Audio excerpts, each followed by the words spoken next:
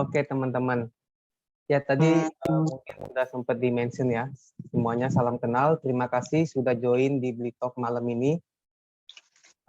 Ya malam ini kita akan coba sharing ya, bagaimana perjalanan kami dalam menghandle tracker, khususnya dimulai dari front end pada awalnya, lalu kemudian kita menggunakan tools, kemudian memanfaatkan internal analytics, hingga akhirnya kita beralih ke server-side tracking.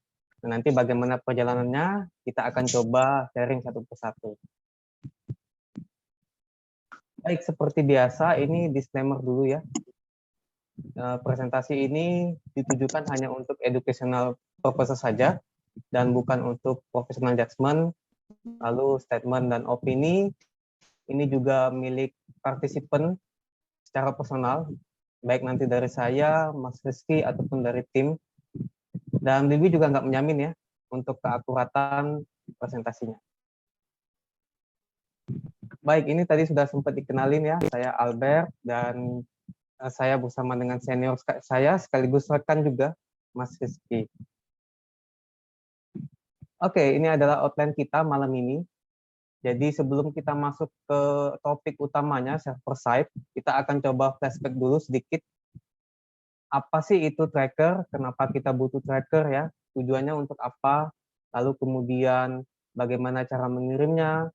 Kemudian sebelum server to server itu bagaimana sih diagramnya, evolusinya gimana, challenge dan improvement-nya, hingga akhirnya kita akan coba bahas conclusion-nya. Baik, kita akan masuk ke tracker dulu. Mungkin dari kata tracker sendiri di benak teman-teman sudah kebayang ya apa itu artinya. Ya, tracker adalah salah satu metode yang kita gunakan untuk mengetahui aktivitas apa aja sih yang user lakukan pada suatu website atau suatu aplikasi. Nah, kemudian aktivitas-aktivitas apa aja yang kita simpan datanya, itu juga tergantung pada kebutuhan ya. Jadi di sini misalnya ada user suka mencari berbagai macam hal dan kita pengen tahu di dalam aplikasi kita, website kita ada berapa banyak sih yang melakukan product view. Nah, maka kita bisa menyimpan datanya ketika user melakukan product view ya. Dan ini juga bisa kita gunakan untuk produk rekomendasi atau mungkin berimpact ke produk rekomendasi. Jadi contohnya ketika user suka mencari pakaian olahraga atau baju-baju sporty. Nah, data-data ini atau biasanya kita sebut event ini itu bisa kita kirim kepada server. Sehingga nanti server tahu apa yang menjadi kesukaan si user X ini, which is kalau user suka search baju olahraga, baju sporty, berarti nanti rekomendasinya juga seputar baju olahraga ya, atau kategori olahragaan, mostly that. Nah, why we need? Kenapa kita butuh tracker ya? Kenapa kita perlu kirim data-data tersebut? Seperti yang kita ketahui juga ya, bahwa personalization setiap user itu berbeda-beda. Misalnya kalau ibu-ibu, sorry saya coba nyalain pointer sebentar. Oke, nah personalization tiap user itu juga berbeda ya, tiap individu. Misalnya kalau ibu-ibu itu bisa aja suka belanja bahan-bahan dapur misalnya, atau mungkin peralatan dapur. Lalu kemudian nanti siswa-siswi sukanya cari dan belanja alat-alat tulis. Nah, nanti berbeda lagi dengan pegawai kantor. Nah, ini menandakan bahwa setiap individu itu punya personalization yang berbeda-beda, punya kebutuhan yang berbeda-beda. Maka dari itu kenapa kita perlu kirim data ini? Tentu jelas, of course, untuk menampilkan produk rekomendasi. Nah, di sini saya contohkan ada user X ya. Dan seperti yang kita lihat bahwa user X ini suka search iPhone 13. Ternyata dia nggak hanya melakukan pencarian aja nih, tapi dia juga suka memasukkan iPhone ini ke keranjangnya atau add to cart. Dan bahkan sampai ke purchase ya, melakukan pembelian terhadap iPhone 13 ini. Nah, kalau kita nggak kirim data-data ini, aktivitas-aktivitas user ini kepada server, maka server nggak akan tahu nih, yang menjadi kesukaan si user itu apa sih. Sehingga apa? Sehingga server itu bisa-bisa aja kirim rekomendasi ya. Misalnya di sini adalah rekomendasi baju-baju olahraga. tetapi ini bukan rekomendasi yang tepat untuk user karena bukan kesukaannya dia. Apalagi kalau misalnya user ini gendernya wanita ya. Lalu kemudian produk rekomendasinya malah baju celana pria atau mungkin mohon maaf celana dalam pria. Nah, ini tentu sudah jelas ya tidak tepat rekomendasinya. Lalu gimana cara kita cara server tahu? Ya salah satunya kita kirim aktivitas-aktivitas tersebut atau event-event tersebut. Jadi ketika user melakukan search, add to cart, purchase, atau mungkin add to wishlist, check out, dan lain sebagainya, aktivitas-aktivitas tersebut, event tersebut, itu datanya kita kirim kepada server, sehingga server tahu nih apa yang menjadi kesukaan si user X. Nah, maka si server bisa memberikan rekomendasi yang tepat sesuai dengan personalization user X, which is adalah produk-produk handphone. Selanjutnya adalah untuk menampilkan iklan yang relevan. Ya, ini sebenarnya 11-12 dengan rekomendasi ya. Jadi kalau misalnya usernya adalah anak kecil yang suka stres coklat, tentu iklannya juga tentang coklat-coklatan ya, atau mungkin makanan ringan, atau bahkan mungkin video games yang related dengan usia anak tersebut. Nah, lalu kita menggunakan tracker, kita perlu kirim, itu juga untuk membantu para seller ya. Jadi misalnya kalau seller itu mengiklankan coklat, tentu si seller juga ingin tahu nih,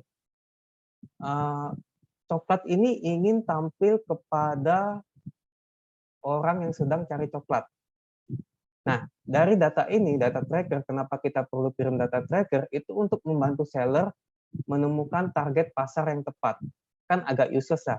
Misalnya kalau iklan coklat, malah ditampilkan kepada user yang sedang cari laptop.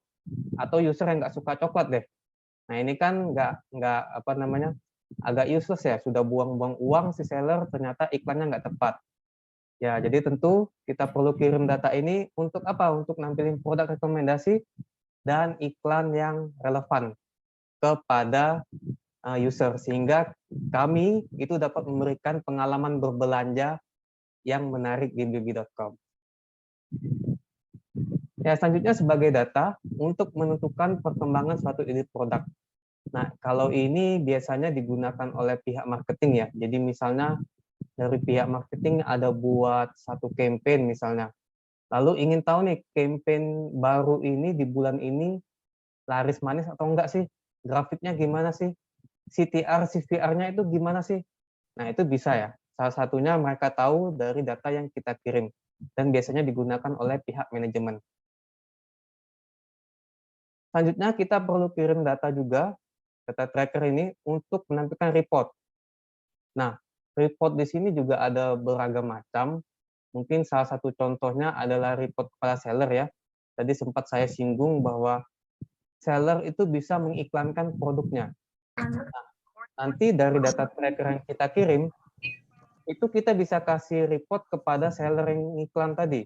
Jadi contohnya dari iklan tersebut, sudah tampil berapa banyak sih iklannya? Yang sudah klik iklan tersebut sudah berapa kali sih? Bahkan hingga sampai melakukan pembelian dari iklan tersebut. Nah, atau mungkin kita juga bisa kasih report hitung-hitungan ya. Misalnya dari iklan tersebut, impact-nya seberapa besar sih terhadap penjualannya. Nah, itu kita bisa juga kasih report kepada seller. Jadi tentu kita perlu kirim datanya untuk menampilkan report. Selanjutnya ini ada beberapa macam ya cara untuk mengirim datanya. Salah satu yang paling umum adalah menggunakan API. Ini yang paling umum dan basic yang kita gunakan. Jadi misal kalau misalnya partner kita atau mungkin internal service kita punya API yang bisa kita pakai, nah itu bisa langsung kita manfaatkan, kita kirim datanya melalui API dari baik itu dari front end ataupun dari back end nantinya. Yang kedua, menggunakan SDK atau script. Nah, biasanya SDK atau script ini diinjek ke dalam website kita ya, atau kalau SDK ini biasanya dipakai oleh apps. Di dalamnya itu biasanya itu udah ada fungsi-fungsi yang tinggal kita pakai. Jadi misal kita mau kirim produk klik. Nah, itu udah ada tuh fungsinya di dalam script atau SDK ini. Jadi nanti dari service tersebut, maybe dari front end, itu bisa langsung panggil aja fungsinya, lalu masukin parameter-parameter yang dibutuhin. Nah, biasanya mostly that seperti itu. Kemudian melalui event streaming framework. Oke, ini adalah analoginya, sedikit analogi. Jadi misal kita punya front end, kita punya back end, lalu punya service X yang butuh data tracker tersebut. Nah, pada umumnya, itu biasanya front end akan melakukan call ke back end untuk fetch produk. Nanti dari back end akan memberikan respon atau produk tersebut. Nah, at the same time, back end itu bisa kasih produknya, bisa kirim produknya ke event streaming framework. Nanti dari service X ini yang butuh data tersebut, itu dia tinggal ambil aja datanya di event streaming framework ini. Nah, untuk case lain mungkin misalnya product click ya. Ini kita bisa kombinasiin dengan API juga. Jadi contohnya front end fetch product, kasih respons, lalu nanti di front end ada event product click. Nah, itu bisa-bisa aja ya. Front end nge-call ke back end via API, dia kirim data product click tadi. Nanti dari back end yang terusin data product click ke event streaming framework. Nah, nanti service X yang butuh data product click tadi tinggal ambil aja nih. Lalu nanti di service X ini ya mereka yang terusin ya untuk ke internal mungkin atau ke partner-partner kita yang eksternal. Oke, ini adalah sedikit gambaran implementasi kami sebelum beralih ke server side ya. Let's say di sini kita punya home, punya detail product, punya search dan cart. Lalu kita punya beberapa partner ya. Di sini saya contohkan Google Analytics, Facebook, dan Google. Lalu kita punya data X. Nah, bagaimana cara kami waktu itu kirim data X, itu salah satunya adalah kita develop data X ini langsung di halamannya. Jadi data X kita develop di home, dan directly langsung kita kirim kepada partner-partner kita, Google Analytics, Facebook, dan Google. Baik itu melalui API, ataupun bisa melalui script atau SDK. Kemudian kalau detail produk juga butuh kirim data X gimana? Ya kita develop lagi data X di detail produk. Nanti dari detail produk langsung directly kirim ke partner-partner.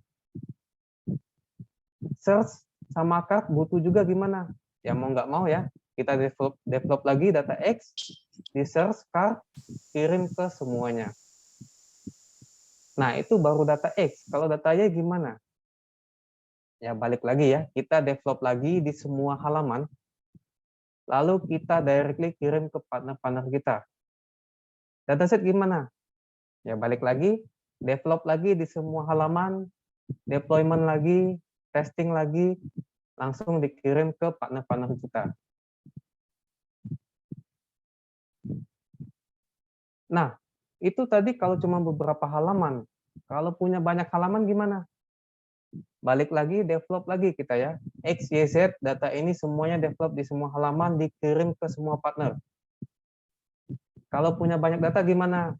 Ya, mau nggak mau kita develop lagi ya. Di semua halaman, dikirim ke semua partner. Punya banyak partner gimana? Balik lagi, kita develop lagi di semua halaman, dikirim ke partner baru kita. Nah, ini agak capek ya tentu sebagai developernya yang ngedevelop hal-hal yang sama terus ya. Oke, problemnya apa? Ya, yang pertama itu adanya third-party cookies restriction, pembatasan dan limitasi cookies third-party pada browser. Seperti yang kita ketahui ya, kami ketahui bahwa major browser seperti Mozilla dan Chrome itu pada tahun 2022 itu akan membatasi third-party cookies. Sehingga ini menjadi ancaman yang cukup utama bagi kami kalau data tersebut tidak terkirim kepada partner kita. Yang kedua adalah data dibebankan pada UI. Nah, karena UI kami masih client side, jadi tentu dibebankan juga load-nya pada user yang memakai website-nya atau aplikasinya. Semakin banyak data yang kita kirim, semakin besar datanya, maka bebannya pun akan semakin besar pada UI. Ya, selanjutnya adalah nggak centralized. Ini cukup jelas ya, karena kita ngedevelop hal-hal yang mirip-mirip, data yang sama untuk halaman berbeda dan partner yang berbeda ataupun partner yang sama. Jadi tentu tidak centralized. Kemudian yang keempat, tidak maintainable. Ini sangat jelas ya. Tambah satu data aja kita perlu develop di semua halaman. Tambah partner baru satu aja perlu develop di semua halaman. Ya ini tentu jelas nggak maintainable, yang jadi developer pun juga capek ya. Oke, mungkin seperti itu dari saya. Selanjutnya akan dilanjutkan oleh partner saya. Silakan Kak Rizky. Oke, thank you Albert. Gue coba share screen dulu.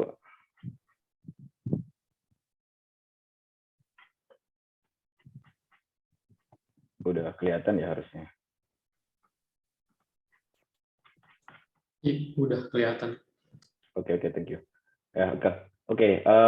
Barusan kita udah dengar dari Albert soal overview tracker, gimana kenapa kita butuh tracker, terus gimana implementasinya secara helicopter view, terus gimana tracker itu berhubungan sama personalization user dan marketing partners ya. Nah, di sesi kali ini akan lebih technical. Jadi saya akan coba jelasin 3 poin di sini. Soal evolution, itu related sama evolusi tracker di blibli.com sendiri, implementasinya gimana, terus ada challenge and improvement, dan conclusion. Oke, kita bahas satu-satu.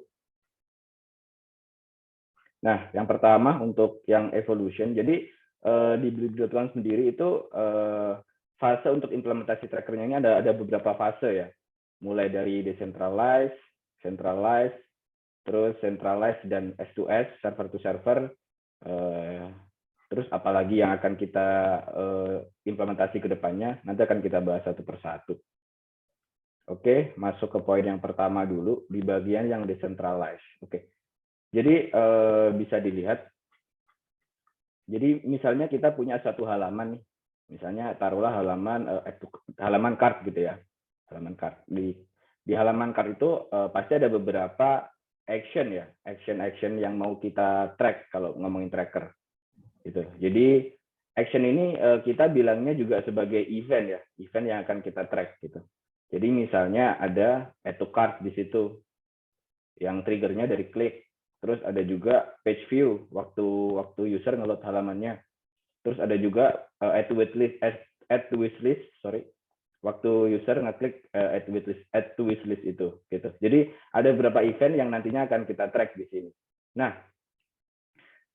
di fase yang decentralized ini kita implement trackernya itu dengan bikin script atau bikin kode JavaScript di masing-masing event, di masing-masing section, atau bisa dibilang di masing-masing page gitu ya, yang mau kita track gitu.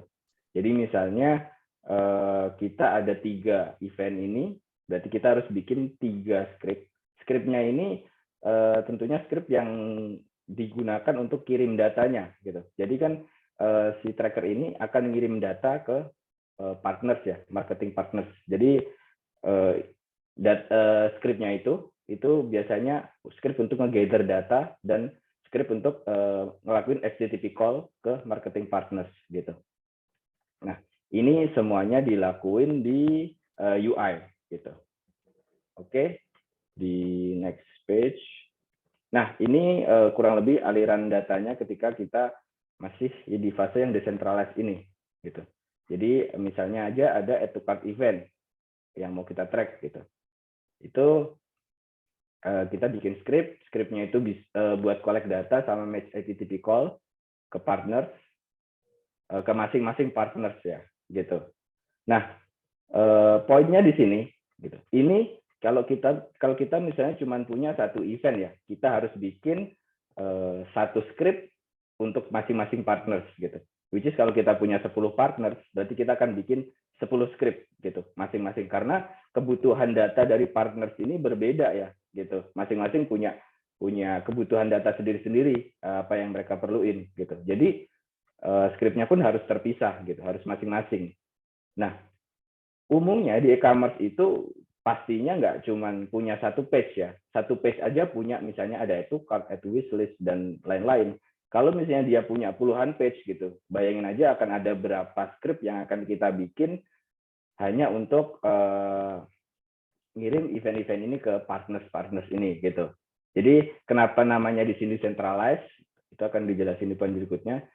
Jadi di sini kita define setiap scriptnya itu di setiap action, atau tadi saya bilangnya event ya, untuk setiap partners gitu. Jadi yang saya tadi udah mention, akan terjadi multiplication gitu. Jadi scriptnya akan sebanyak partners dan sebanyak event gitu. Dan semua scriptnya itu ditulis di UI, which is artinya UI load-nya akan bertambah. Dari sisi performance akan lebih painful ya di sisi UI-nya. Terus extremely decentralized dan nggak maintainable gitu. Karena bayangin aja misalnya ada satu perubahan aja, misalnya kita mau kirim satu data itu ke semua partner, satu field data baru, kita harus bikin scriptnya satu persatu gitu, edit scriptnya satu persatu gitu.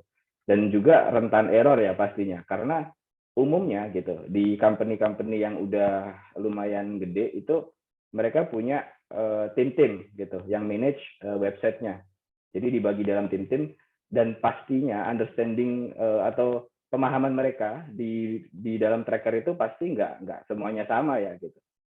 Jadi itu akan gampang bikin error kalau misalnya ada field yang miss atau misalnya ada something yang miss gitu. Itu untuk yang decentralized. Terus, nah di fase kedua ini Blibli juga pernah pakai tools yang namanya Google Tag Manager gitu. Nah di sini ada saya highlight layer barunya. Yang tadi kan dari website langsung ke partner, sekarang ada satu layer lagi, Google Tag Manager. Jadi sedikit overview tentang Google Tag Manager. Jadi Google Tag Manager ini tools yang bisa dipakai buat manage kode JavaScript untuk keperluan tracking ya, atau biasa disebut tag gitu, tag yang ada di dalam website gitu. Jadi poin centralized-nya di sini semua script-nya itu udah kita move ke Google Tag Manager gitu. Jadi dia yang udah nge-handle semua script-scriptnya. Dan ada satu lagi di sini data layer. Data layer ini sebenarnya bagian dari Google Tag Manager juga. Jadi untuk komunikasi data antara website sama Google Tag Manager itu perlu yang namanya data layer gitu. Untuk lebih jelasnya nanti mungkin bisa teman-teman baca sendiri di Google Documentation, ya harusnya ada di sana. Jadi ini ketika kita pakai Google Tag Manager, ini mungkin akan saya jelasin flow-nya lebih detail. Nah, misalnya masih dengan event yang sama ya, ada add to cart event gitu di website, terus dia akan ngirim data ke data layer, terus di GTM ini udah ada script untuk nangkep data si add to cart ini, yang akhirnya dikirim ke partners gitu. Jadi sebenarnya sama aja ya, scriptnya kita juga perlu bikin script di sini sebanyak partnersnya gitu, sebanyak partner kita gitu. Jadi akhirnya scriptnya tetap akan bikin sebanyak partner, tapi poinnya di sini kita lebih centralized karena ini biasanya di manage oleh satu tim tertentu gitu. Kalau di Blibli sendiri ini di manage oleh satu tim gitu untuk yang handle si GTM ini. Oke, untuk poin-poinnya kurang lebih kayak gini. Jadi semua scriptnya, script untuk kirim data ke partner kita udah code di GTM. Terus ya ini saya lupa mention, keuntungan GTM lagi, ini kita bisa ubah-ubah scriptnya tanpa perlu deployment ya, gitu. Jadi di GTM sendiri udah bisa edit script tanpa perlu di deployment gitu. Jadi langsung reflected ke UI-nya gitu. Terus dia lebih maintainable pastinya dan reduce error karena dia dihandle oleh satu tim sendiri. Terus semua GTM script-nya dihandle satu tim. Terus dia tetap ada poin ini, poin satu script untuk setiap partner, untuk setiap event, untuk setiap partner gitu. Jadi artinya kita masih perlu bikin script untuk setiap partner. Ini juga salah satu poin yang mungkin nantinya akan kita tackle. Nah, UI ini masih nge-load GTM script. Jadi JTM itu cuman wadah untuk bikin skripnya gitu. Dan skripnya nanti ujung-ujungnya akan di-load lagi sama UI gitu. Karena yang jalanin skripnya nanti adalah dari sisi klien gitu. Jadi si UI masih agak painful karena harus load si JTM script ini gitu. Dari sisi performance-nya ya, maksud saya. Gitu. Nah, untuk itu ini masuk ke fase yang ketiga, fase yang centralized dan kita udah utilize S2S, server to server gitu. Jadi pelan-pelan di sini kita udah migrasi ke server to server gitu. Ini ada satu layer baru yang saya highlight, ada layer server di sini. Layer server ini yang punya responsibility untuk ke masing-masing partners, untuk mappingin data dan kirim data ke masing-masing partners gitu. Dan di sini kita juga masih pakai GTM ya, gitu. Nah, kenapanya mungkin nanti akan saya coba jelasin. Nah, untuk flow-nya sendiri kurang lebih kayak gini ketika kita udah coba move ke S2S gitu. Jadi dari website akan kirim add to cart event, datanya akan ditangkap data layer, terus di GTM-nya juga ada script buat tangkap data dari data layer. Terus dari GTM dia akan script di GTM ini akan make a HTTP call ke Blibli Analytic Tools gitu. Jadi gini, kebetulan gitu, kita punya Blibli Analytic Tools gitu. Jadi capability dari tools ini internal toolsnya Blibli itu bisa ngirim data ke Kafka, triggernya dari HTTP call gitu. Nah, setelah S2S kita coba utilize ini, dia akan send datanya ke Kafka, dari Kafka akan di-pull oleh si tracker server. Ini satu layer server baru tadi yang saya mention. Gitu. Jadi si server ini yang akan punya responsibility buat mappingin data, terus send datanya ke masing-masing partners. Gitu. Oke. Itu kurang lebih. Terus ini sedikit comparison ya dari centralized dan setelah kita pakai S2S gitu. Jadi secara layer kayaknya si S2S ini jadi lebih panjang ya layernya gitu.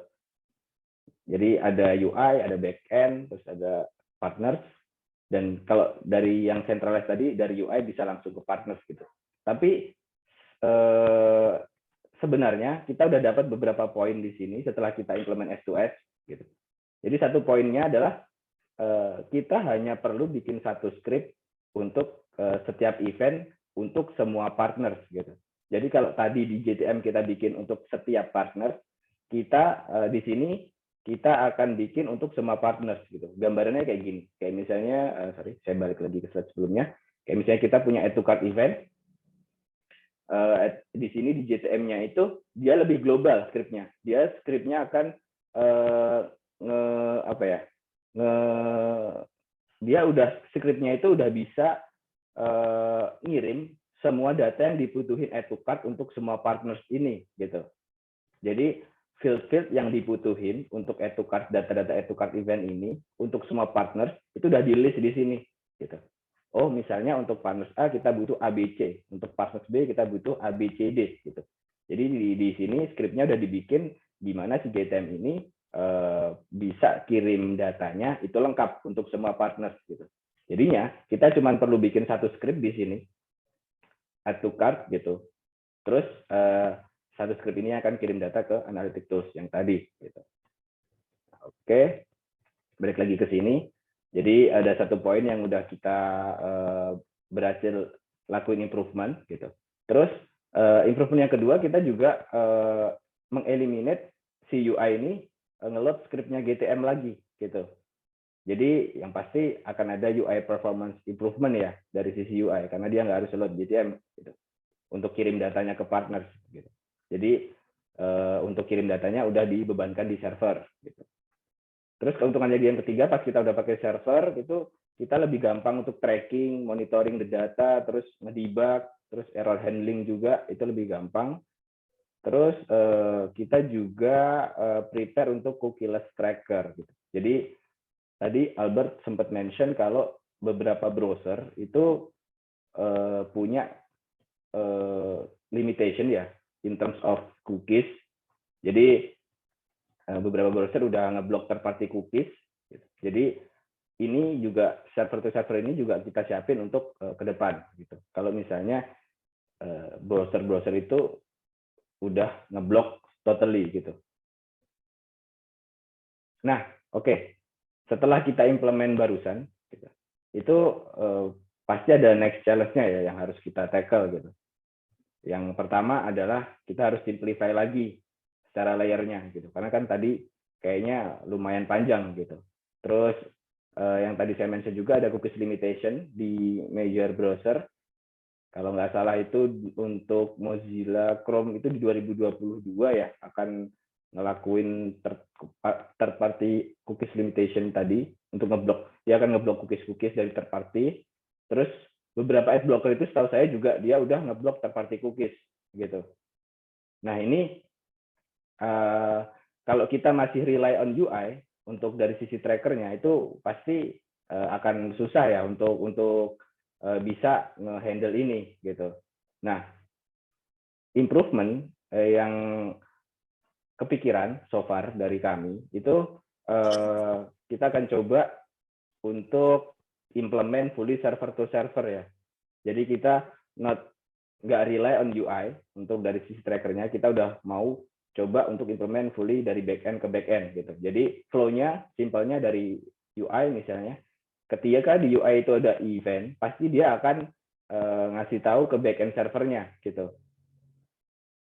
Terus dari backend servernya yang akan nanti ngirim data ke tracker server gitu.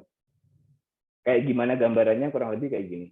Nah ini current implementation yang tadi pas kita masih pakai Bilby Analytics Tools, terus kita juga masih pakai GTM di sini, dan tentu ini pasti masih ada campur tangan UI ya di sini gitu.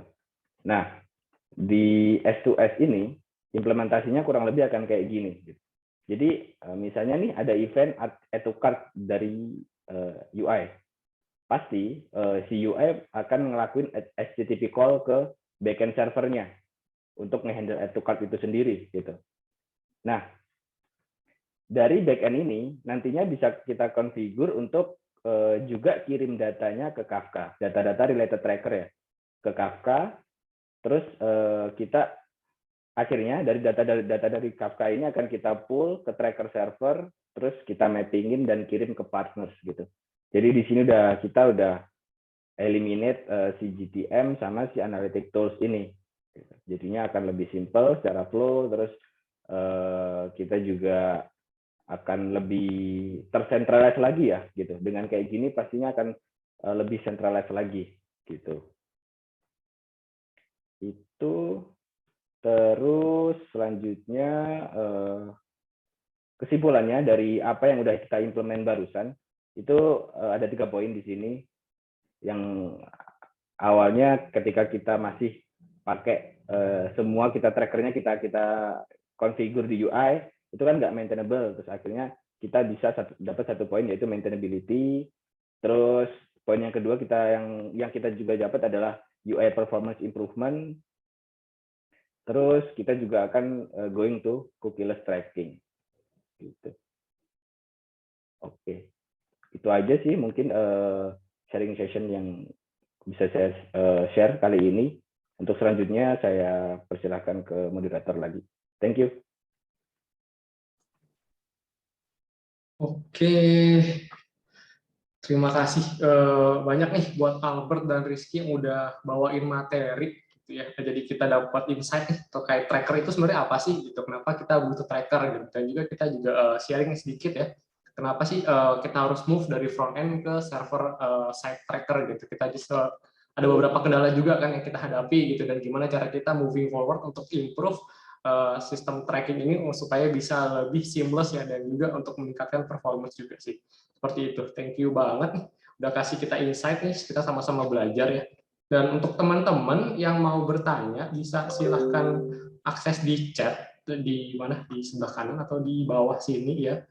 Ini udah ada linknya yang di-share oleh teman saya, Vivi dari tim sebagai MC ya. Itu bisa langsung diklik aja pertanyaan-pertanyaan yang ingin ditanyakan. Silahkan, gak usah malu-malu gitu. Daripada malu bertanya sesat di jalan, mendingan ditanyain aja gini gimana cara kita terkait tracker ini sama speaker kita. Oke. Nah, seperti itu. Ini mungkin saya kembalikan juga ke MC kali ya, ke Vivi untuk sesi selanjutnya.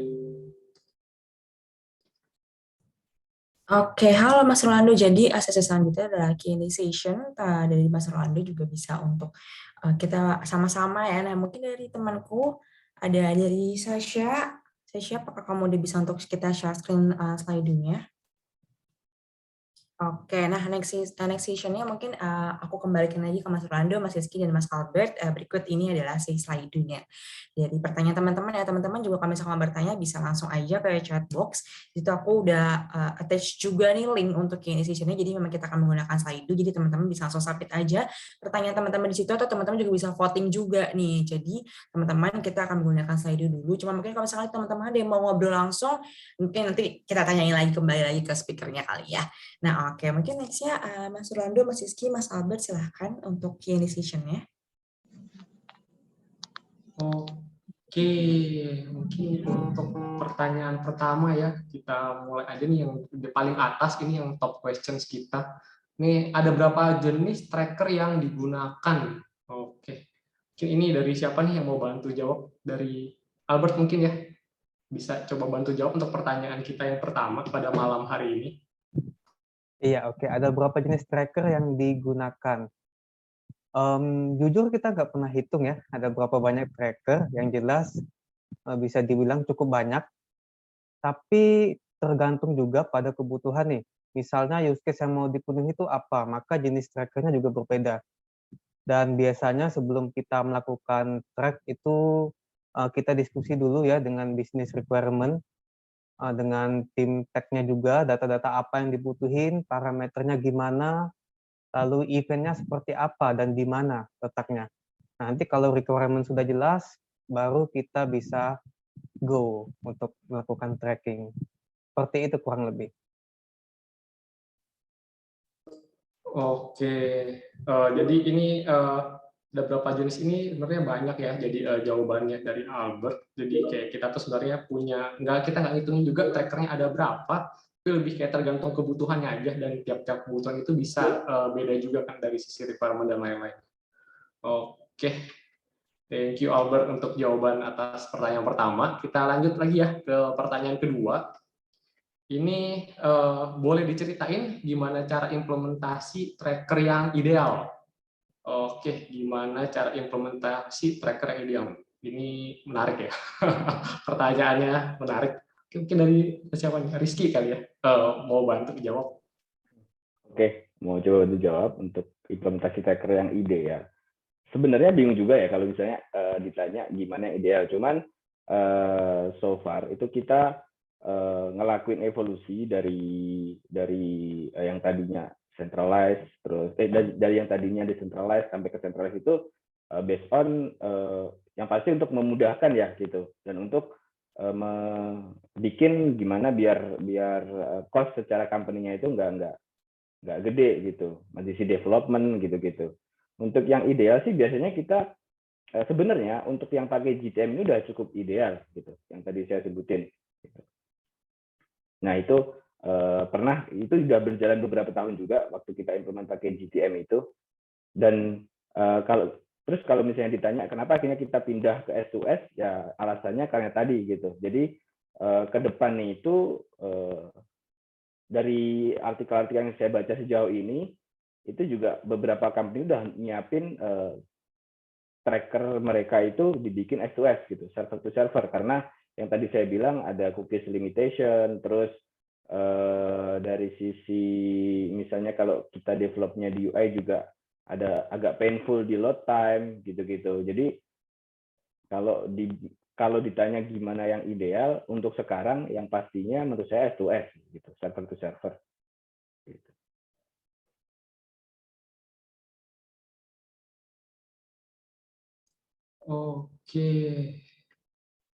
Oke, thank you Rizky udah bantu jawab gitu. Jadi sebenarnya belum ada ideal juga gitu kan ya. Balik lagi tergantung dari use case-nya seperti apa dan kebutuhan kita juga seperti apa gitu.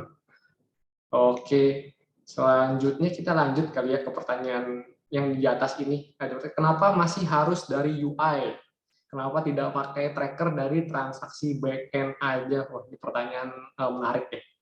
Mungkin dari Rizky lagi atau Albert nih yang mau bantu jawab pertanyaan ketiga. Saya coba bantu jawab ya. Oke, boleh. Kenapa Blibli masih harus dari UI gitu kurang lebih ya? Karena kita kan mengalami evolusi ya dari yang awalnya kita cuma pakai UI, terus akhirnya pakai GTM, terus akhirnya move ke server to server. Itu alasannya lebih tepatnya kalau misalnya kita ditanya ya pasti kita untuk sekarang pilih pakai backend gitu. Kalau misalnya developnya dari sekarang, gitu. Cuman kita move-nya ini kan pelan-pelan ya gitu. Jadi karena tracker itu banyak banget, setahu saya banyak banget yang di GTM itu scriptnya ada banyak sekali case-case yang kita track gitu. Jadi kita pindahnya kayak pelan-pelan gitu. Jadi ya harus kayak migrasinya itu harus kayak bertahap gitu. Nggak bisa kita langsung pindah semuanya. Itu kayaknya kalau gitu caranya kayaknya akan makan banyak resource ya gitu. Karena kita di company ini kan maksudnya kita nggak berjalan cuma buat tracker gitu. Ada hal-hal lain kita prioritize gitu. Cuman ya goal besarnya kita akan ke sana sih. Seperti yang saya mention tadi, goal besarnya sih kita kalau misalnya nanti udah pindah ke S2S, fully S2S, itu kita bisa manfaatin transaksi di backend itu untuk bisa langsung connect ke backend untuk trackernya gitu sebelum akhirnya ke partner gitu sih.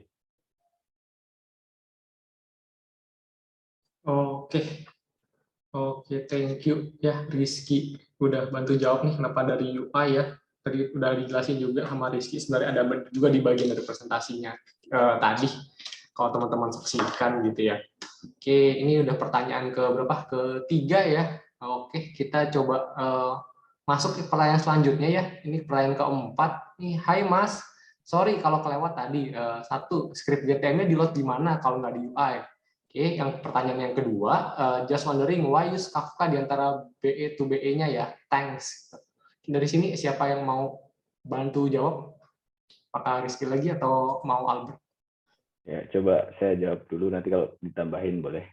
Oh. Jadi untuk yang pertanyaan pertama, script GTM-nya di load di mana kalau nggak di UI?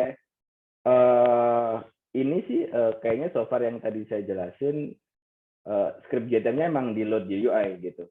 Jadi mungkin di slide presentasi yang decentralized tadi, saya ada mention yang kita udah nggak pakai GTM atau nggak rely on UI, itu berarti kita akan goal besarnya gitu, kita akan hilangin GTM gitu, yang akhirnya akan server to server gitu.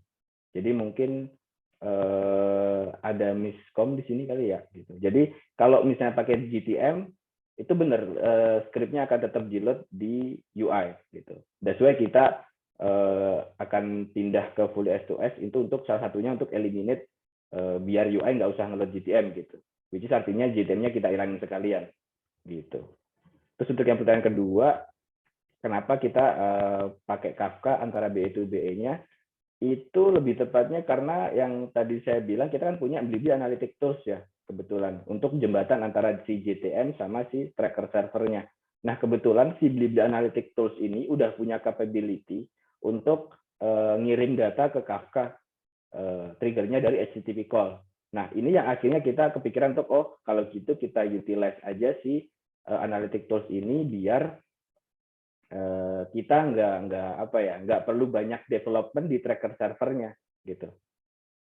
Jadi kita pakai Kafka ini biar data-datanya juga gampang kita pull gitu. Karena kalau misalnya langsung HTTP call itu kayaknya juga mungkin akan banyak cons-nya ya, kayak misalnya latensi atau segala macamnya gitu.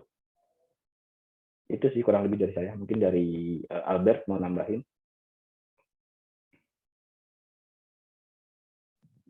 Belum ada sih dari saya, udah top jawabannya.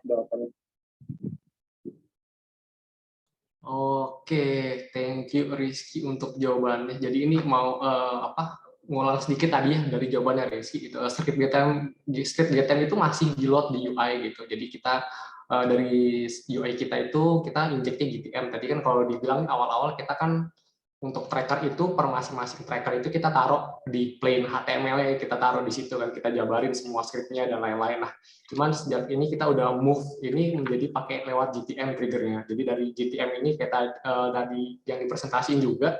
Jadi misalnya untuk event add to cart kita cuma punya satu nih event add to cart yang masuk ke GTM. Nah, nanti dari GTM itu yang akan nge-parse datanya ke Blibli Analytic Tools. Nah, nanti dari situ event itu yang akan di-listen juga dari tracker servernya tadi ya Ki ya gitu kan. Nah, terus juga kenapa harus ada Kafka di antara backend to backend-nya? Basically ini lebih kayak apa ya? Lebih mudah aja sih kalau ada yang mau pakai datanya gitu kan. Kita udah punya analytics tools juga gitu. Jadi kita mengutilize Kafka supaya misalkan ada service-service lain gitu atau misalkan nanti ada kebutuhan juga gitu dari requirement lainnya yang membutuhkan data tersebut itu kan datanya udah available. Jadi udah mereka tinggal connect aja sih ke Kafka-nya tersebut gitu, ke topik tersebut dan mereka juga bisa langsung dapat datanya dan bisa langsung proses. Gitu. Itu kan salah satu goal-nya kita juga ya, kita menggunakan streaming dari Kafka tersebut. Oke, cukup menjawab ya harusnya untuk pertanyaannya. Oke, kita lanjut lagi ke pertanyaan selanjutnya. Kalau tetap send add to cart event dari front end, berarti kalau ada 10 entry point untuk add to cart, tetap ada 10 implementasi code di FA-nya kah? Gitu. Oke. Untuk ini mungkin Albert kali ya bisa bantu jawab Bert, terkait pertanyaan ini. Oke, mungkin maksudnya 10 entry point itu 10 titik add to cart ya. Ya, kalau dimisalkan 10, kita ada 10 halaman dan 10 halaman tersebut ada add to cart-nya. Dan saat ini juga kita masih menggunakan GTM, jadi tentu kita butuh campur tangan UI untuk kirim 10 entry point tersebut dari halaman yang berbeda-beda ke GTM. Nah, ini cukup membantu ya ketimbang kita di zaman dahulu. Jadi kalau let's say kita punya 10 partner, ya kalau dari front end langsung berarti satu halaman kirim ke 10 partner dan bebannya cukup besar sekali itu ya. Dikalikan 10 udah 100 kali load untuk UI. Nah, kalau sekarang sudah membantu dari front end cukup kirim satu kali aja ke GTM. Nanti dari kita manfaatin analytic tools dari server untuk ambil via Kafka tadi. Nah, baru kita sebarin ke 10 partner kita atau mungkin 100 partner kita. Jadi bebannya lebih banyak dibebankan ke servernya. Mungkin kurang lebih seperti itu sih. Oke, mungkin maksud pertanyaannya gini kali ya, dia kan tanya misalkan ada 10 entry point untuk add to cart gitu, mungkin ada di kita tuh ada berapa multiple entry point gitu, jadi kayak mungkin ada di PLP ya, PDP gitu atau dari wishlist gitu. Itu kalau misalkan untuk ke tracker add to cart gitu kan, ada beberapa page lah ya untuk kita bisa melakukan add to cart. Nah itu entry point-nya ada berapa sih gitu? Apakah misalkan kalau kita ada add to cart di 5 halaman, apakah triggernya ada 5 kali gitu atau cukup satu aja? Oke, kalau untuk triggernya itu kita tetap harus kirim data di 5 halaman tersebut, tapi untuk eventnya itu cukup hanya satu kali aja di GTM. Jadi biasanya kita punya requirement-nya di GTM sudah sediain event-nya, tinggal pakai satu event itu aja. Tapi di 5 halaman tersebut juga tentu perlu bantuan untuk kirim datanya. Seperti itu mungkin ya maksudnya ya. Iya, kayaknya seperti itu. Oke, jadi ini maksudnya misalkan kita ada 10 entry point, berarti kita tetap perlu kirim datanya di 10 entry point tersebut ya. Gitu. Cuman Iya. eventnya itu satu aja yang dipakai untuk beberapa partner seperti itu ya. Jadi nggak banyak partner itu kita pakai masing-masing, tapi cukup satu aja per event. Betul ya? Yes, betul, betul. Oke, thank you Albert udah bantu jawab. Pertanyaan selanjutnya, kenapa harus server to server? Apakah ada referensi lebih detail implementasi yang sama di company di luar sana? Oke, ini pertanyaan menarik. Kenapa harus server to server dan apakah ada implementasi company di luar sana gitu? Oke, ini siapa yang mau ngambil? Pertanyaannya menarik sekali. Dari siapa? Ada yang mau ini? Ya, gue coba bantu jawab ya. Oke, boleh silahkan Ki. Oke, jadi kenapa akhirnya kita move ke server to server? Itu basically ya based on isu yang tadi ya, yang third party cookies limitation. Terus apakah ada referensi detail implementasi sama company di luar sana? Itu setahu saya itu Google itu udah punya kayak sistem serupa ya, kayak S2S gitu, server to server system. Tapi untuk detailnya kayak gimana saya juga kurang tahu. Cuman emang saya pernah dengar beberapa company yang kayak sekelas Google gitu udah implement server to server juga gitu. Dan tapi di Blibli sendiri kita kenapa kita harus akhirnya move ya karena kita mengalami beberapa isu tadi gitu. Itu sih. Oke, oke. Jadi mungkin saya nambahin sedikit kali ya, gitu kan. Tadi seperti yang udah dipresentasi juga nih, kenapa harus server to server gitu. Di sini ini kita berangkat dari suatu permasalahan kan, karena mainly tracker yang kita gunakan saat ini kan masih berbasis dari front end gitu. Sementara kalau tracker front end itu banyak kan menggunakan cookie dari third party cookie. Gitu. Nah, saat ini udah ada beberapa browser kayak Safari dan Firefox kalau nggak salah itu udah ngeblok third party cookie. Jadi kalau ada yang menggunakan third party cookie itu datanya nggak bisa kekirim. Jadi dari situ berangkat dari situlah kita mencoba mensubstitut ya dari front end tracker menjadi dari sisi server side. Jadi gimana caranya kita bisa tetap mengirimkan data-data yang dibutuhkan ke server kita gitu. Cuman balik lagi ini enggak semuanya, belum tentu semuanya bisa langsung di ini ya, diimplementasi ke server to server nih. Karena masih banyak partner-partner juga gitu yang masih rely on dari SDK UI itu sendiri. Jadi misalkan kita mau move ke mana? Ke backend integration itu belum tentu bisa gitu karena memang datanya itu masih heavily di UI. Jadi ini basically memang tergantung dari kebutuhannya dan juga balik lagi ke partner-partner yang bekerja sama dengan kita gitu. Apakah mereka juga sudah support nih untuk back-end integration itu sendiri gitu. Sama tadi sempat di-mention juga ya sama Rizky gitu, kalau dari Google sendiri itu memang ada service kalau nggak salah. Jadi dari Google itu memprovide untuk server to server juga untuk cookie tracking ini sebenarnya. Jadi harusnya apa yang kita lakukan itu udah di arah yang benar gitu. Ternyata yang kita bikin itu ternyata di luar sana juga ternyata ada loh service yang menawarkan hal serupa gitu. Yang dimana dari kita sendiri implementasi ini kita bikinnya secara in-house gitu. Oke, semoga cukup menjawab ya untuk ini pertanyaannya. Oke, mungkin kita lanjut ke pertanyaan selanjutnya kali ya. Data apa yang di-track di Blibli? Ini mungkin udah tadi sempat disinggung sedikit kali ya. Mungkin dari Albert mau coba merefresh ya. Ini tadi dari Albert kan kalau nggak salah. Iya, oke. Ini mungkin sempat pertanyaan yang sama juga di awal ya. Data apa yang kita track itu balik lagi tergantung kepada requirement bisnis juga ya. Ya, ada banyak sih data yang kita track dan tergantung juga. Biasanya kita diskusi dengan internal, dengan bisnis, data apa yang mau di-track, data-datanya, parameter apa yang mau dikirim, requirement-nya gimana. Intinya sesuai kebutuhan lah ya, sesuai kebutuhan company dan bisnis mau data apa yang di-track. Kurang lebih gitu sih. Oke, jadi ini data yang di-track itu sebenarnya lebih ke tergantung dari requirement ya dan kebutuhan kita. Sebenarnya kita mau tahu data apa aja sih gitu, kita mau punya report seperti apa sih gitu. Tapi kan karena untuk setiap report itu kebutuhan datanya berbeda-beda gitu kan ya, nggak mungkin setiap report itu datanya sama gitu. Jadi ini lebih kayak tergantung kebutuhan, nggak ada yang exact benar, biasanya juga di tiap company itu implementasinya beda gitu kan. Jadi ini lebih kayak dari use case-nya sendiri nanti kita akan deep dive lagi bareng-bareng dengan tim dari bisnis ya. Kayak mereka mau apa, nanti cara kita gather datanya seperti apa. Ya, kurang lebih seperti itu. Semoga menjawab untuk penanya pertanyaan ini. Oke, kita bisa lanjut ya ke pertanyaan selanjutnya. Oke, ini apakah S2S bisa jadi solusi app tracking transparency framework issue ya? Di mana user iOS akan diminta permission untuk allow atau ask app not to track. Ini pertanyaannya menarik sekali ini menyangkut mungkin kemarin tuh lagi heboh yang privacy issue ya. Jadi yang kalau kita pengguna iPhone itu bisa pilih untuk mendisable track dari aplikasi itu sendiri gitu.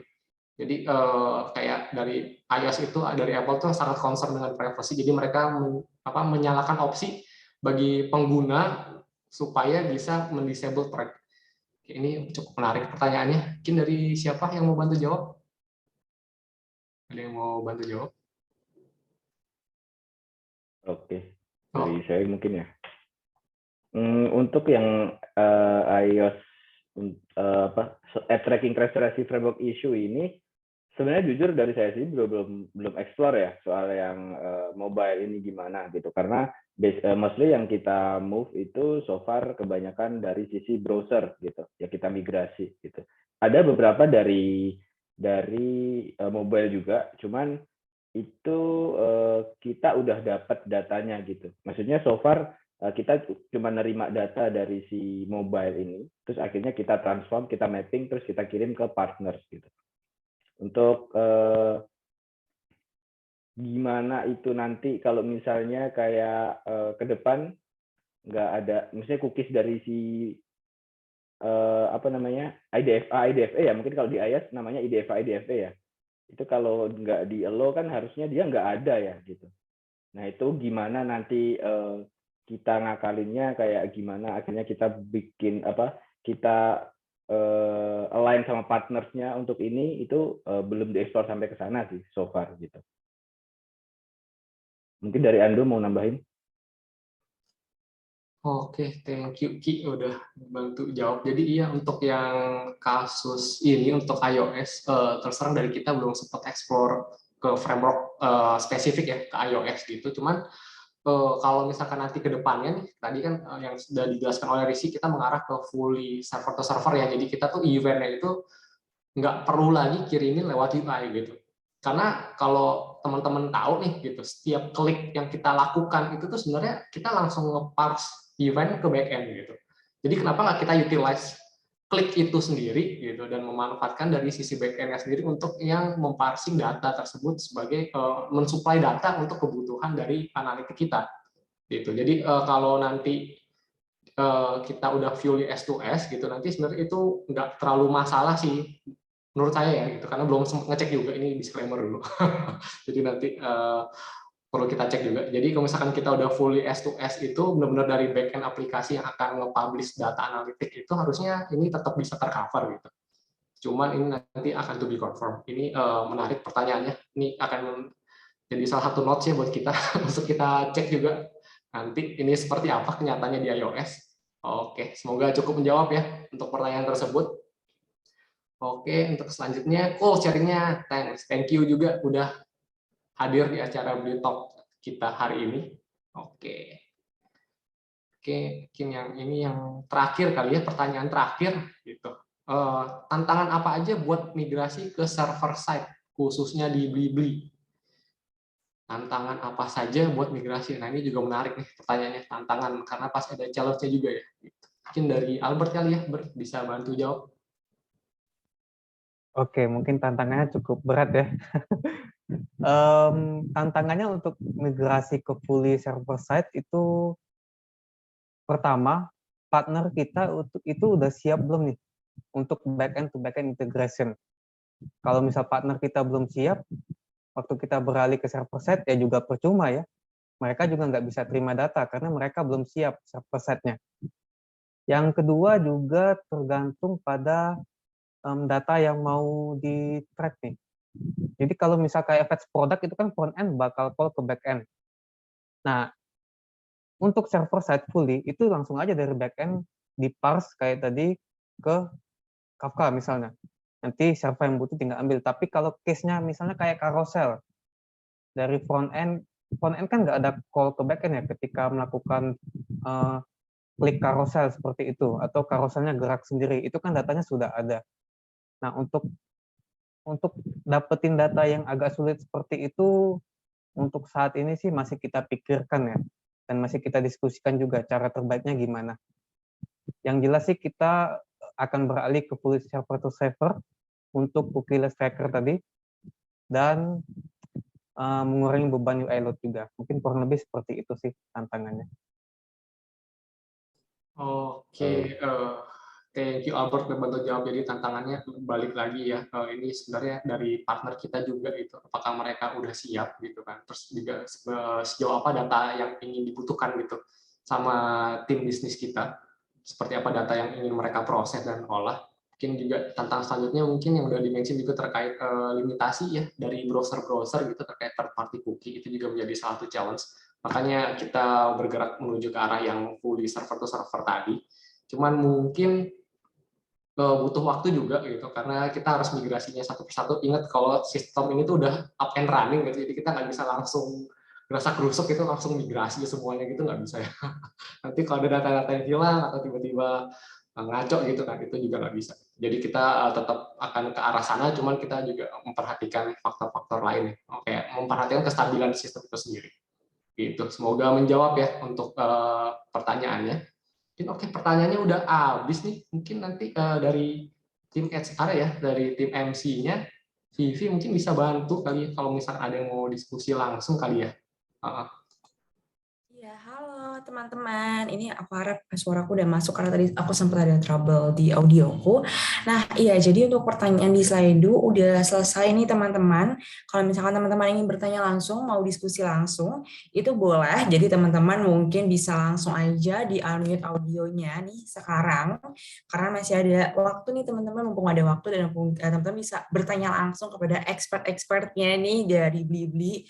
Jadi teman-teman mungkin bisa ada yang ingin tahu lebih detail gitu. Kamu kita tadi udah sempat nanya di slide, cuma mungkin ingin tahu tanya lebih detail lagi atau ingin bertanya yang lain, boleh langsung aja di unmute audionya ya teman-teman ya. Kita sambil tunggu pertanyaan dari teman-teman nih. Nah, sambil teman-teman mungkin aku izin untuk share screen terkait dengan feedback form nih sekalian kali ya. Jadi sembari tunggu teman-teman, kalau misalnya ada yang mau bertanya, boleh langsung aja di unmute audionya. Teman-teman nggak perlu perkenalan diri yang detail juga, jadi mungkin nggak perlu kasih tahu dari perusahaan apa atau misalnya background sedang apa tuh nggak perlu kali ya. Jadi cukup cukup notify aja ke kita kalau misalnya teman-teman tuh mau bertanya langsung atau mau diskusi langsung. Masih boleh banget loh teman-teman loh, it's okay kalau misalkan mau bertanya. Masih kita buka sisi Q&A-nya, cuman mungkin sudah tidak di slide lagi tapi langsung melalui audio nih dari teman-teman. Atau teman-teman mau sambil turn on videonya juga boleh. Ini aku izin sambil aku share untuk feedback formnya ya. Wait.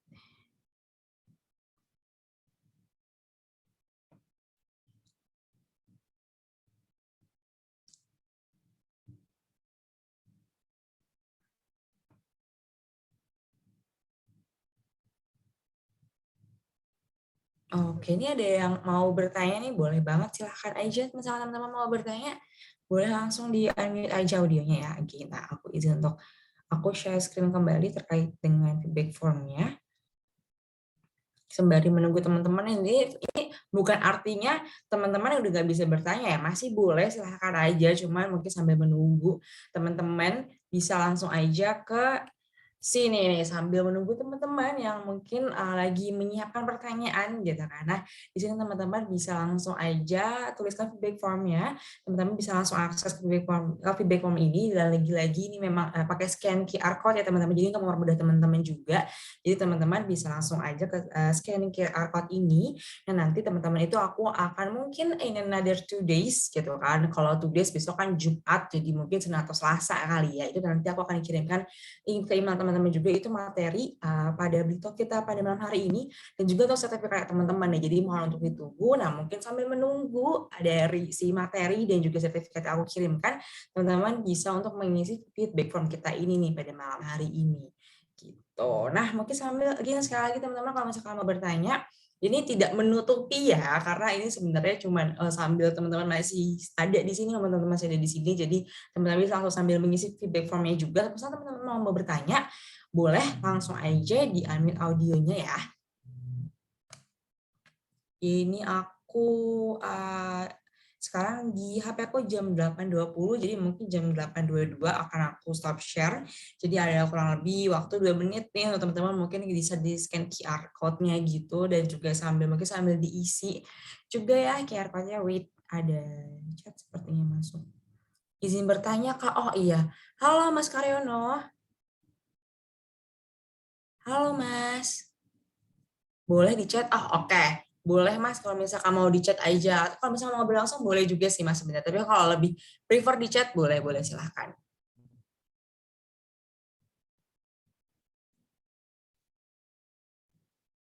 Oke, teman-teman mungkin sambil nunggu Mas Karyono lagi ngetik nih, kayaknya Mas Karyono lagi ngetik questions-nya. Again, teman-teman kalau misalnya yang bertanya, boleh langsung aja di turn on audionya ya, it's okay. Gak perlu perkenalan diri gitu kan, teman-teman bisa langsung bertanya aja. Bisa langsung di-unmute aja audionya gitu. Karena di sini kan ini kita pakainya Zoom meeting ya, jadi mungkin gak ada raise hand deh. Kayaknya kalau ada raise hand kayaknya hanya ada di Zoom webinar deh. Kalau aku nggak salah inget sih, kayaknya di sini nggak ada raise hand. Jadi teman-teman bisa notifikasi kita lewat chat. Halo, Mbak. Halo. Ya, nama saya Peter. Saya mau nanya. Oke, halo Mas Peter. Yes, silahkan Ya, Mas. saya ada pertanyaan sih. Saya tertarik aja mengenai teknologi stack yang dipakai di Blibli ya untuk sistem trackernya. Tadi mungkin udah sempat disinggung sedikit ya, untuk di UI ada pakai JavaScript ya. Mungkin selain JavaScript apa lagi yang dipakai ya kalau di UI dan di sisi back-end-nya juga gitu. Itu sih pertanyaan saya. Terima kasih. Oke, thank you Mas Peter. Nah, mungkin Mas Rolando, Mas Albert, Mas Rizky, gimana nih Mas jawabannya Mas? Oke, mungkin kalau front end stack bisa dibantu oleh Albert kali ya. Nanti Rizky akan bantu jelasin untuk yang sisi back end tech stack kayak kita, gitu, pakai apa. Mungkin dari Albert dulu kan, Albert. Ya, oke. Kalau front end itu tech stack-nya tadi sempat Mas mention juga ya, kita pakai JavaScript tentu. Kalau framework-nya di Blibli masih pakai Vue.js, Lalu kita juga manfaatin GTM untuk ngambil datanya, untuk interaksi antara front end halaman dengan si GTM-nya. Nah, nanti dari GTM ini ada script juga, basically ini script JavaScript juga. Script JavaScript, ya JavaScript. Nah, nanti baru diteruskan ke Blibli Analytics itu, internal kami. Nah, mungkin back-end-nya boleh dilanjutkan sih oleh Mas Rizky. Oke, untuk dari sisi back-end-nya, di Blibli sendiri pakai Java ya, kayak aplikasi-aplikasi yang lain juga umumnya di Blibli pakai Java, terus pakai Spring Boot framework-nya, terus kita pakai Reactor juga untuk konkurensinya. Terus kita juga pakai Kafka tadi untuk message broker-nya, untuk lebih gampang aja sih, jadi dia nggak ganggu flow utama gitu. Terus ada lagi apa ya, mungkin database kita pakai Mongo. Itu aja sih paling dari sisi backend-nya, nggak ada yang macam-macam. Oke, terima kasih Mas atas jawabannya. Oke, sama-sama. Oke, semoga menjawab ya Mas Peter ya. Nah, ini Mas Karyono udah menuliskan pertanyaan, mungkin aku bacakan kali ya. Nah, dari Mas Karyono, saya programmer pemula. Untuk mempelajari hal tersebut, baiknya pelajari bahasa pemrograman apa ya, dan alur belajarnya seperti menarik trackernya. Nah, gimana nih Mas Rolando, Mas Albert, dan Mas Rizky, silahkan. Ini siapa nih?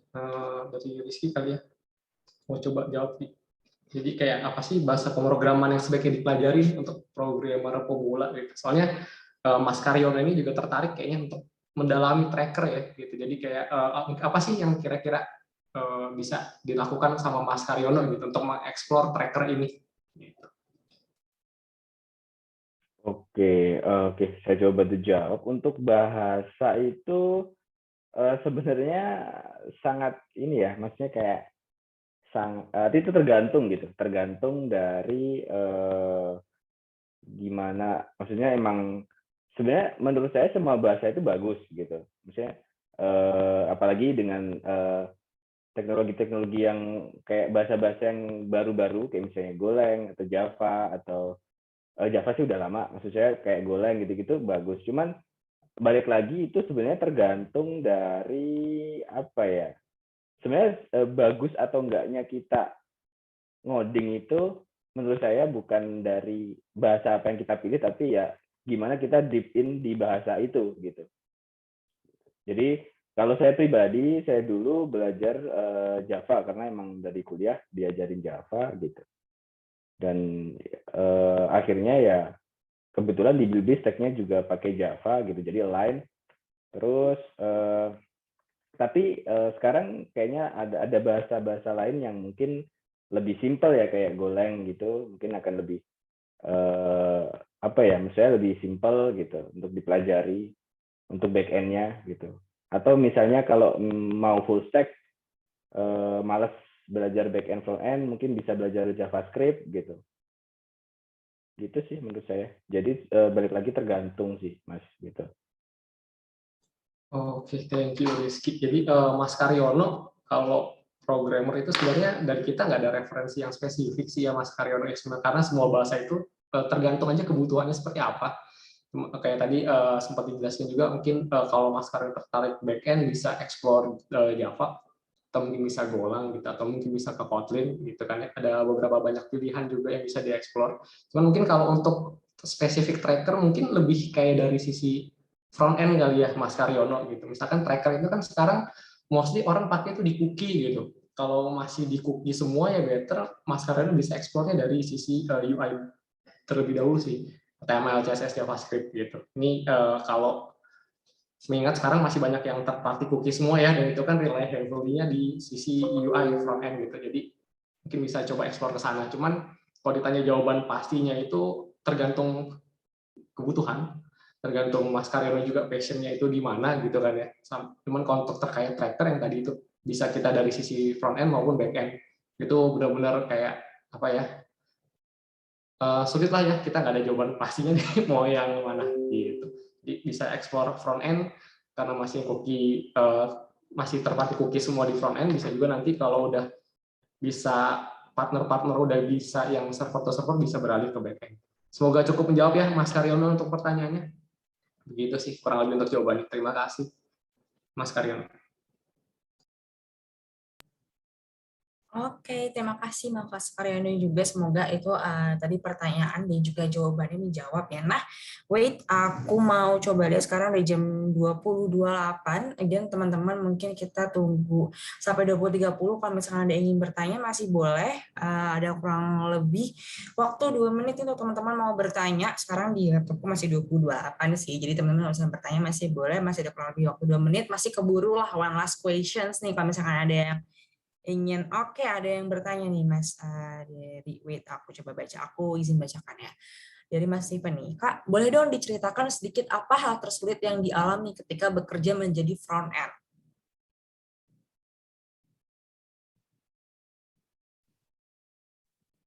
Oke, mungkin kalau dari saya pribadi ya, pengalaman baik dari front end ataupun back end itu sulit ya. Kalau di awal-awal ya belajarnya. Ketika saya di kuliah juga belajar programming basic gitu pakai bahasa C, itu pun juga sulit ya.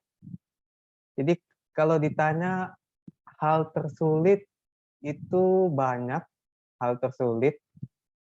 Cuman mungkin dari kitanya aja apakah kita terus mau berkembang, terus mau explore, jadi nggak hanya sampai kalau di awal kan belajar hello world ya.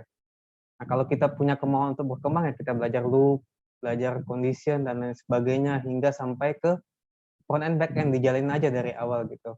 Tetap memotivasi diri, jangan stop untuk berkembang. Ya nanti lama-lama jadi terbiasa sih untuk memprogramkannya. Seperti itu sih kurang lebih. Paling tambahin sedikit ya, mungkin terkait pertanyaannya apa yang sulit dari front end, ini pengalaman saya gitu kan. Pengalaman kalau waktu kembangin front end itu repotnya 1 pixel aja itu nggak QFS ya. Itu dari pengalaman gitu. Jadi yang sulit dari sisi front end itu kayak ketika kita desain gitu kan ya, 1 pixel pun matters gitu. Ketika 1 pixel itu nggak sesuai dengan requirement, itu di-reject gitu. Itu seketat itu kita menerapkan standar front end ya di Blibli gitu kan. Jadi mungkin kalau teman-teman yang suka kayak apa namanya desain gitu kan, itu mungkin nggak menjadi suatu yang apa ya, kesulitan lah gitu. Mungkin teman-teman bakal bisa nyanyi Mas Seven ya. Mas Seven mungkin bisa bakal Mas atau Mbak gitu bisa enjoy lah gitu dengan dunia front end. Cuman balik lagi nih, apapun itu menarik sih untuk dipelajari gitu, karena teknologi terus berkembang gitu. Jadi seperti yang udah disampaikan oleh Albert juga, kita jangan membatasi diri gitu. Gimana kita bisa explore dan terus memotivasi diri. Nah, seperti itu sih. Thank you juga untuk pertanyaannya. Wah, ini begitu aku tutup, mau aku tutup Q&A-nya ada 2 pertanyaan nih Mas, nih gimana nih? Mau kita jawab sekarang kah atau mau kita kirimkan pertanyaannya terpisah mungkin? Ada 2 sih. Dari, wait aku gedein dulu deh supaya terlihat jelas. Dari Mas Suru dan Mas Karyono nih. Gimana nih dari kakak-kakak? Mungkin bisa coba kita address kali ya. Oke, jadi mau dijawab sekarang berarti ya? Iya, nggak apa-apa sih. Masih Oke, bisa nah kan mungkin untuk dari sisi teman-teman durasi. masih bisa sih, cuma aku mungkin mau heads up sedikit untuk teman-teman yang mendaftarkan ke speed dating. Jadi nanti untuk sesi speed datingnya akan kita adakan selesai dari Q&A session ini ya. Nah, kita izin jawab 2 pertanyaan dulu ya mungkin ya teman-teman yang mendaftar speed dating. Mohon untuk agak bersabar. Kita jawab 2 pertanyaan ini dulu. Habis ini untuk sesi Q&A-nya akan kita tutup. Nah, ini dari Mas Suryo nih, mau tanya Kak, saya masih belum awam, masih belajar. Tapi untuk pengaplikasian Next.js gitu, Billy praktekin di sana juga nggak? Dan apakah Next.js merupakan tren yang baik untuk kita ikuti?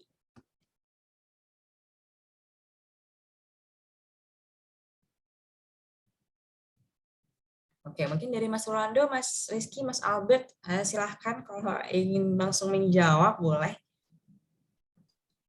Yang ini coba saya address ya untuk pertanyaannya. Gitu. Jadi mengaplikasikan Next.js gitu ya, apakah beliau praktekkan juga di sana gitu. Sebenarnya untuk teknologi stack yang kita gunakan itu sudah melalui proses review dulu dari tim kami, tim internal, dari tim technical architect. Jadi sebelum kita mengimplement sesuatu yang baru gitu, bisa sebenarnya tiap tim itu boleh sih bebas-bebas aja gitu kan untuk kayak mengimplementasikan tech stack yang baru gitu. Cuman biasanya kita juga punya tim dari technical architect yang akan mengadres maka suatu bahasa pemrograman yang baru itu sesuai dengan kebutuhan kita gitu. Karena kan yang kita kalau sebelum implementasi yang benar-benar implementasi ke seluruhan tim itu lebih kayak apa ya? Lebih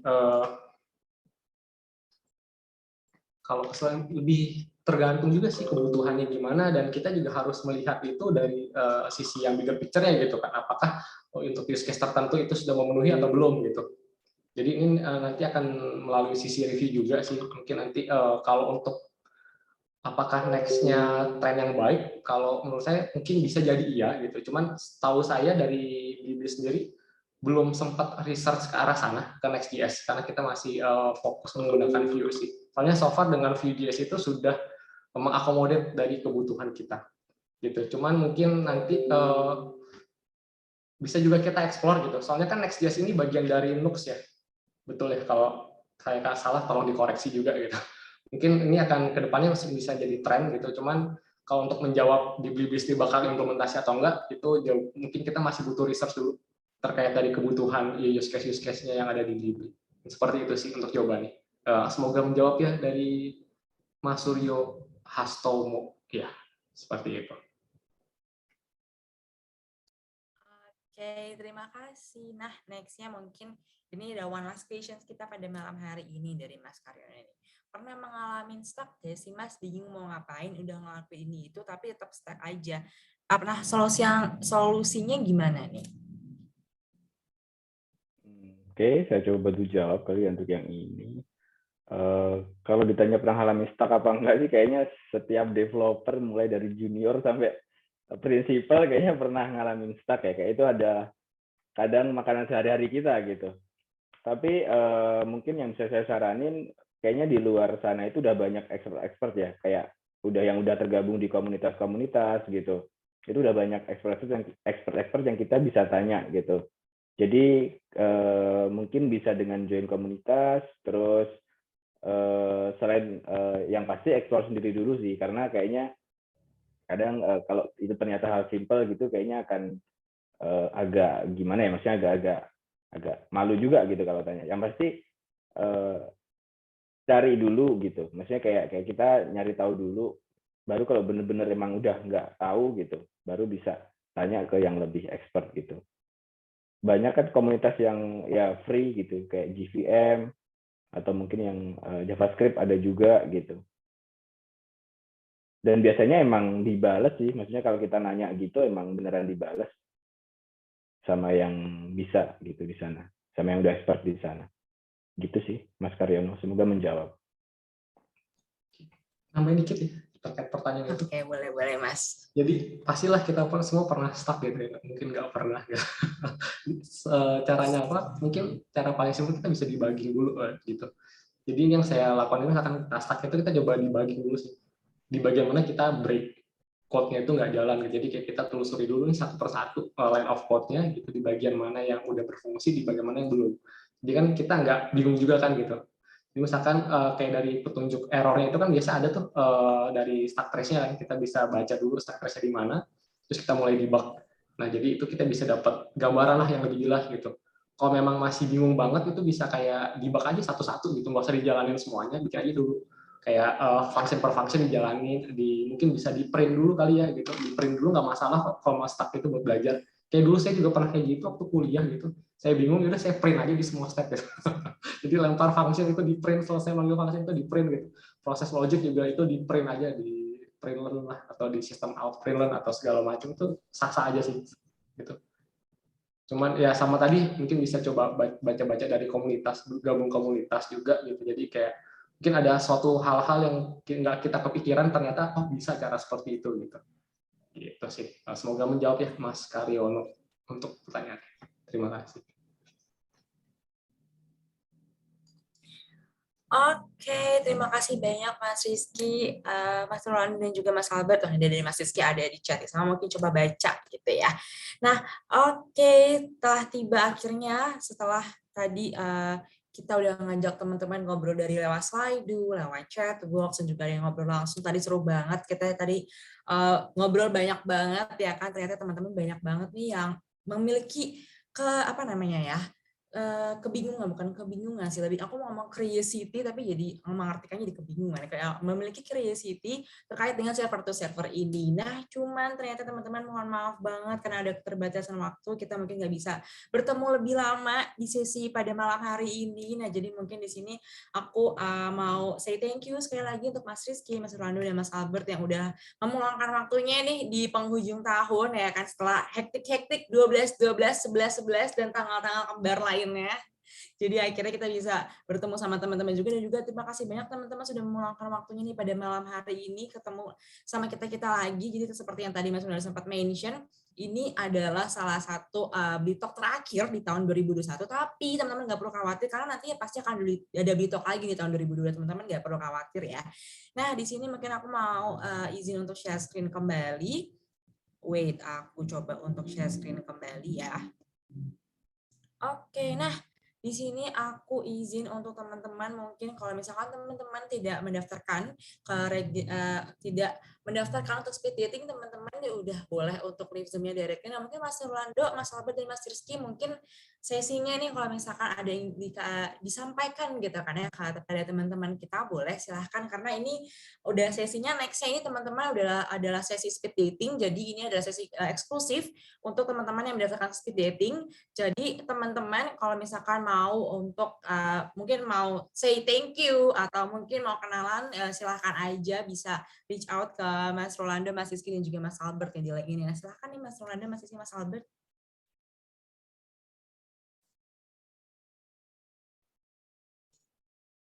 Oke, thank you ya buat teman-teman yang udah join gitu di sesi Blitalk penutup di penghujung tahun gitu. Terima kasih udah meluangkan waktunya nih, masa-masa yang sulit buat kita semua, dan kalian juga udah menyempatkan waktu ya. Mungkin juga stres di kerjaan, WFH terus dan segala macam, cuma masih tetap mau ikut acara gini gitu. Ini semoga kita bisa bertemu lagi dalam keadaan sehat di tahun depan. Jadi teman-teman mungkin bisa akhir tahun ini mungkin bisa ada yang mau cuti gitu, jalan-jalan gitu. Silahkan gitu buat refreshing, karena kita semua juga pasti ada yang stres lah ya. Jadi mungkin bisa refreshing sejenak dulu ya, pakai cutinya, atau mungkin sekedar tidur di rumah seharian gitu 2-3 hari kan, mengebok di rumah ya nggak apa-apa, sah-sah aja, karena kita udah lumayan capek ya dengan pandemi ini gitu, di rumah aja nggak ada refreshing. Mungkin ada yang juga kerja sampai Sabtu Minggu gitu, Ya, terima kasih teman-teman. Semoga dimanapun kalian berada tetap selalu patuhi protokol kesehatan ya. Jangan lupakan itu. Oke, thank you Mas Randa. Mungkin next-nya Mas Rizky, Mas Albert ada yang ingin disampaikan ke teman-teman nih.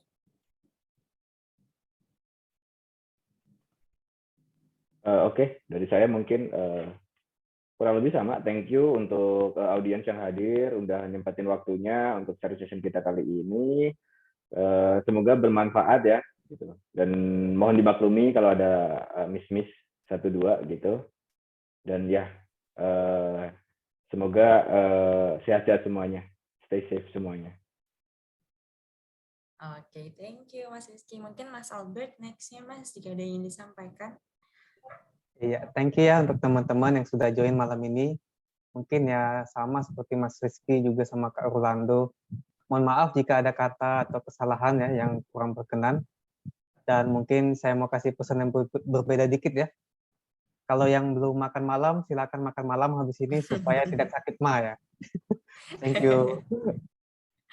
Oke, thank you teman-teman. Thank you juga sekali lagi untuk Mas Rolando, Mas Albert, dan juga Mas Rizky. Semoga kita bisa ketemu ini another Break Talk Session. Dan teman-teman terima kasih banyak sekali lagi. Aku mau memberi info bahwa next ini adalah sesi eksklusif untuk speed dating. Teman-teman yang mendaftarkan speed dating juga sudah aku invite ke breakout room. Jadi teman-teman sudah bisa join ke breakout room-nya juga. Dan untuk teman-teman yang tidak mengikuti speed dating kita pada malam hari ini, semoga nanti kita bisa ketemu lagi di another Break Talk Session ya.